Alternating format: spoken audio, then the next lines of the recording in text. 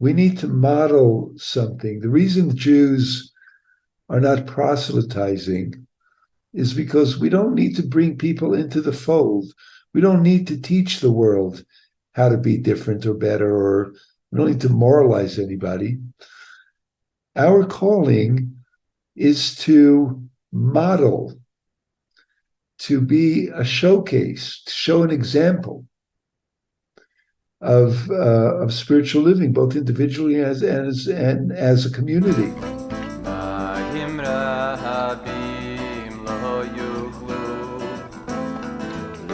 Go to our website, which is edenlearningcircle.org. Go to Jewish Resources, scroll down to Parsha Videos, and you'll find the source sheet right there. Because there's so many layers, it's kind of like a fractal, kind of zoom in layer by layer by layer of the journey, the spiritual journey, the physical journey, the journey of life, the journey of Torah, etc. Let's tie it all together. So we're right now reading from Genesis chapter 28, verses 13, 14, and 15. This is what Jacob is experiencing as he's sleeping. This is his first night away from home, escaping from the wrath of his brother Esav, or Esau, and he's on his way to find shelter with Laban, and here he is at his first night. V'hinei Adonai nitzav alav, vayomer ani Adonai Elohe Avraham avicha ve'Elohe Yitzchak.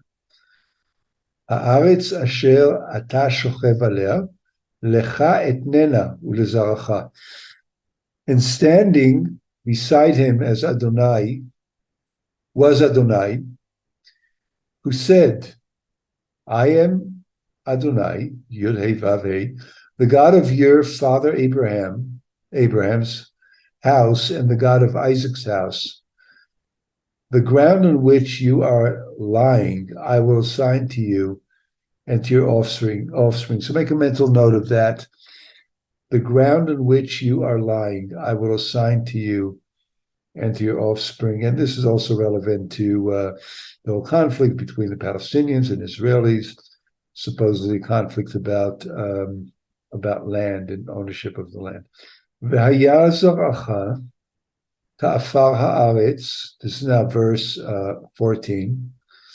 U'faratzta yama v'kedma v'tzafona v'negba v'nivrechu b'cha kol mishpechot ha'adama u'v'zaracha. Your descendants shall be as the dust of the earth. You shall spread out to the west and to the east and to the north and to the south. All the families of the earth shall bless themselves by you and your descendants. Make a mental note of all the families of the earth shall bless themselves by you. We'll come back to that. V'hinei anochi imach ushmarticha b'chol asher telech v'hashivoticha el ha'adama hazot ki lo ezvechad asher im asiti et asher dibarti lach. Remember, I am with you. I will protect you wherever you go and will bring you back to this land. I will not leave you until I have done what I have promised you. And make a mental note of, I will protect you wherever you go and I will bring you back to this land. We'll come back to that as well. Why does God promise Jacob the land on which he has laid down to sleep? Think about it. Why not promise Jacob the land that you have plowed, the land in which where you have dug a well, or where you have shepherded your flocks, or the land that you have conquered? There's so many other ways to merit the inheritance of a land, to make a claim for land. And here God says, the land on which you have laid down to sleep. What does that mean? That the land he is getting is the size of his body? How does sleeping upon the earth entitle someone to it? You see the question? And could sleeping and the word sleeping and the word earth metaphorically mean something else entirely? So let's go to the Izhbitzer in his own words. So he starts by quoting the first section of the first verse. So the land that you're now laying upon and sleeping, that land I will give to you. עניין הברכה הזאת היא שאפילו בשעת השכיבה והשינה יהיו רעיונותיך ברורים ונקיים. Izhbitzer starts right out by saying the meaning of this blessing, the land that I will give you, that you're sleeping on, I will give you, means that even when you are laying down and sleeping, your ideas will be clear and clean. Very interesting. What is Izhbitzer saying here? He's saying that what is sleep? Sleep is a time of the least consciousness. We're unconscious when we're sleeping. We don't process ideas but through dreams, but not in a conscious, awake state of mind, right? So even when you're in the most or the least clear and awake state of mind, the most vulnerable position of laying down, right? Your mindfulness, your state of mind will be clear and clean. That is a blessing. So here, sleep means mindlessness, and the land here symbolizes the destination. So in your journey of life, in your spiritual journey, you will achieve your destination even when you're sleeping. That is how much faith God has in Jacob's ability to attain the destination that he set out to attain. And the metaphor here is that that's a spiritual destination. ונברכו בך כל משפחות האדמה וכולי. And all the families of the earth will be blessed through you. What we're going to see at the end of analyzing and kind of exploring, mining the depths of these three verses, is that they include all of the cosmology, all of the spiritual theology of Judaism, like everything that life is about, according to Torah, the teaching, our spiritual teachings, our tradition spiritual teachings, are included in these three verses. So the first teaching here is that there is a destination. We're on a journey, right? That is the promised land, both physically, but more importantly, metaphorically, as a spiritual journey. And now we're at the part where all the peoples of the earth will be blessed through you. And he says that is very important. You're not here for a personal, selfish destination. You're here to give something to all the peoples of the earth. Your success will inspire, empower, reverberate, ripple through the entirety of humanity. So you're doing your work, your spiritual journey, not only for your own sake. It's not a selfish accomplishment, but really for the sake of all of humanity. Hainu, behadvar Torah shelcha yifa'arucha kol ha'umot. That means that through your words of Torah, your or your living of Torah, the nations will be grateful to you, will acknowledge you. K'moshe Katuv, and now he's going to bring in a proof text from Parshat VaYetze in the book of Deuteronomy. Ki hi chochmatchem uvinatchem. And there it says, because the Torah, the teaching, is your wisdom and your understanding before the rest of the nations. So he continues to develop the idea here that the spiritual journey of any Jewish person and of Judaism in general, the Jewish people, is to draw down some kind of wisdom and some kind of knowledge, some kind of mindfulness for the benefit of all of humanity. Ve'hinei ani imcha, and behold, I am with you. And he asks the question, why does the sentence say anochi, which is the longer form of I, instead of ani? The simple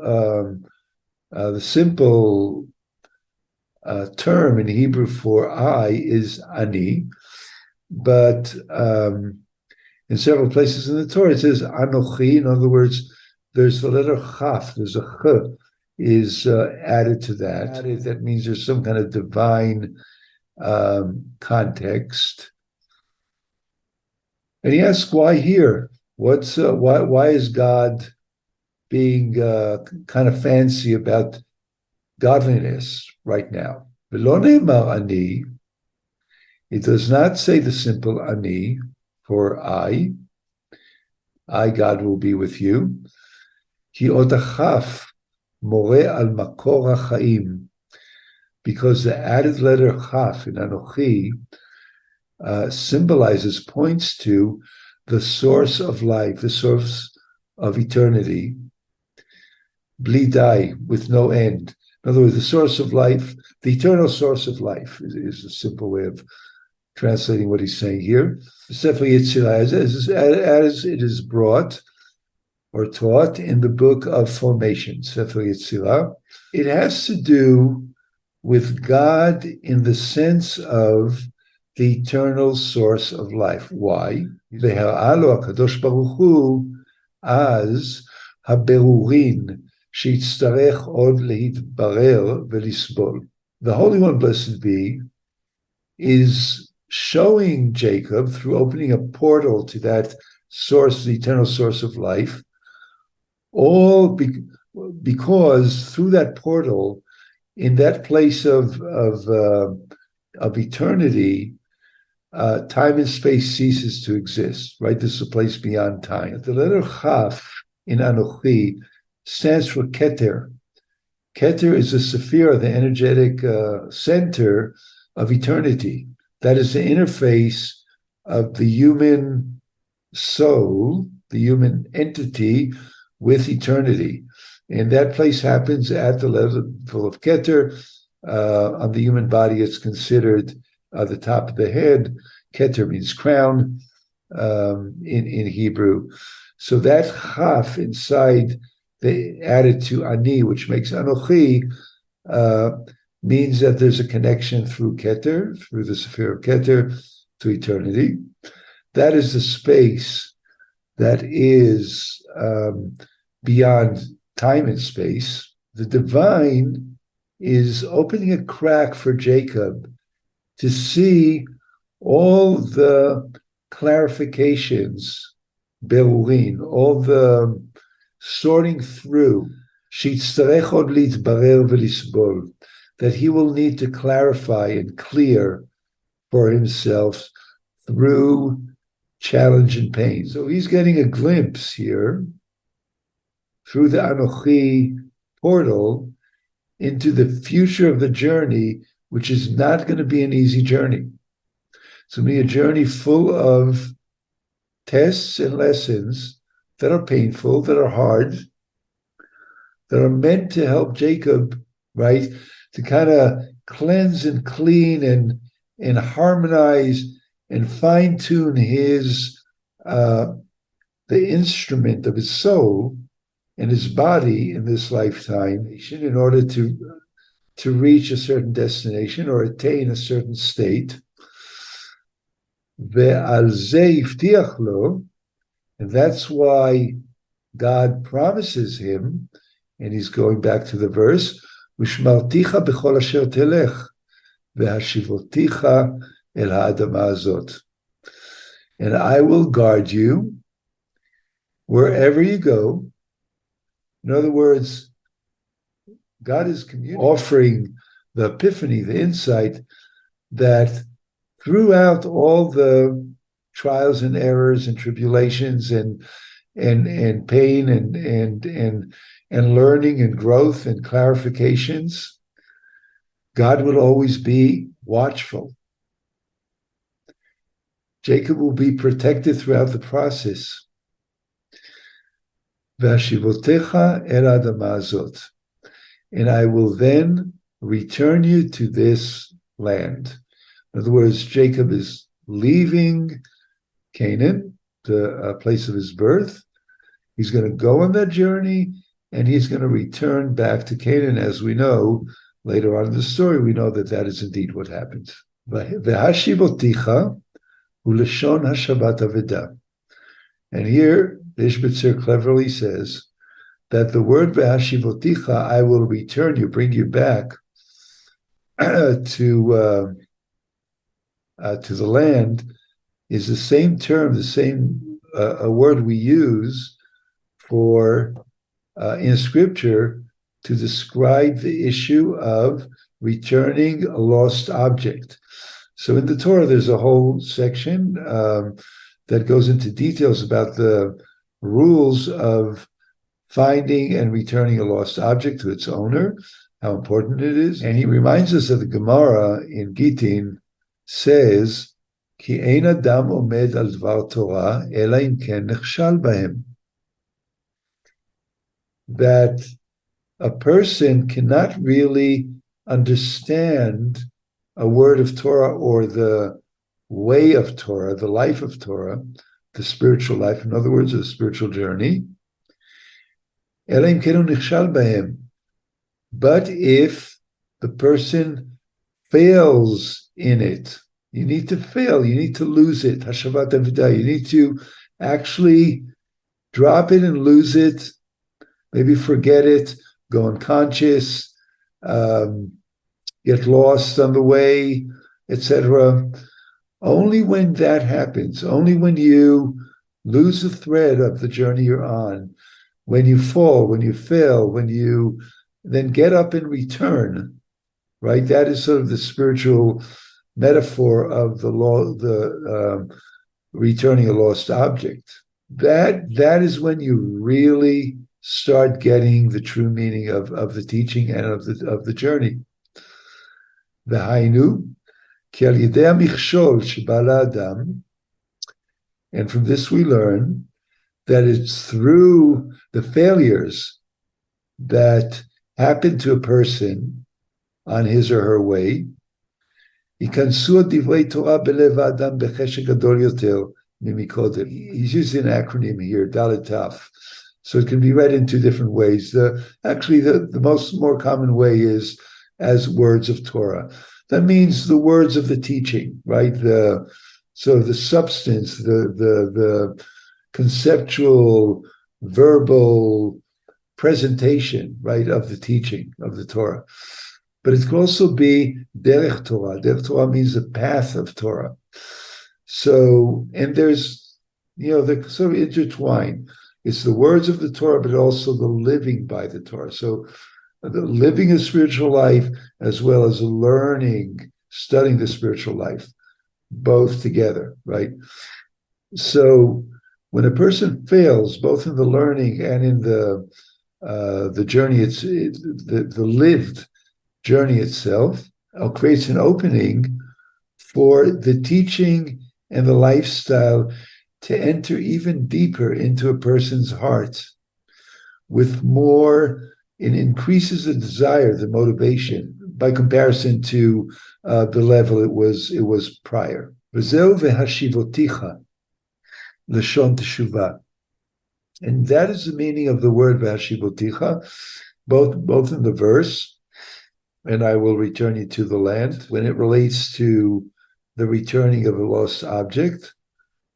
Hainu l'shon teshuvah. It is the same, it comes from the same root and has the same meaning of teshuvah, which means repentance, return to the path. We come back to the same place, but now it's kind of like we spiral up, right? In attainment, we come back to the same place, but being much deeper, much more evolved, with more capacity, with more understanding, etc.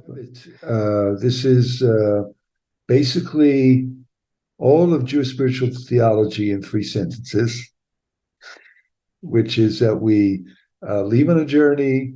We're blessed to be mindful even when we're asleep.